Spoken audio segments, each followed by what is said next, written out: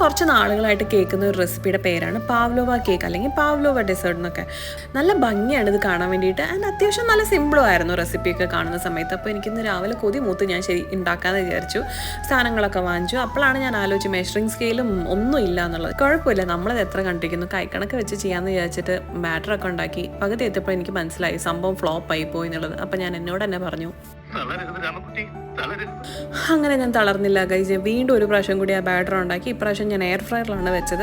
Air ഫ്രയറിൽ 100 degree സെൽഷ്യസിൽ ഒരു 45 minutes വെച്ചപ്പോഴേക്കും സംഭവം കിഡുമായിട്ട് വന്നിട്ടുണ്ട്. ഞാൻ സൈഡിൽ വിപ്പിംഗ് ക്രീമൊക്കെ നന്നായിട്ട് വിപ്പ് ചെയ്ത് എടുത്ത് വെച്ചു. പിന്നെ ടോപ്പിംഗ്സിന് വേണ്ടിയിട്ടുള്ള ഡ്രാഗൺ ഫ്രൂട്ടും പിന്നെ എനിക്ക് കിട്ടിയത് ചെറിയായിരുന്നു. സോ രണ്ടെണ്ണം കൂടി നല്ല വൃത്തിയാക്കി ക്ലീൻ ചെയ്ത് വെച്ചിട്ടുണ്ട്.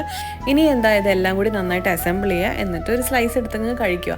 ഇത് നല്ല സോഫ്റ്റ് ആയിട്ടുള്ളൊരു സംഭവമാണ്. നമ്മൾ വായിലിട്ടാൽ തന്നെ മെൽറ്റായി പോകും. നല്ല ടേസ്റ്റ് ഒക്കെ തന്നെയാണ്. പക്ഷേ ഇതിൻ്റെ ഒറിജിനൽ ടേസ്റ്റ് എന്താണെന്ന് നമുക്ക് പുറത്ത് പോയി കഴിച്ചാൽ തന്നെ അറിയുള്ളൂ.